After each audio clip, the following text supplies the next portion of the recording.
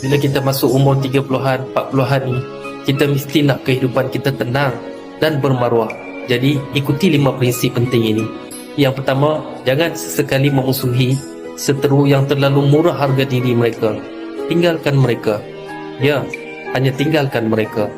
Kedua, kita kena faham bahawa sesetengah orang membenci kita bukan disebabkan kita jahat, tetapi kerana kehadiran kita seringkali menenggelamkan keberadaan mereka.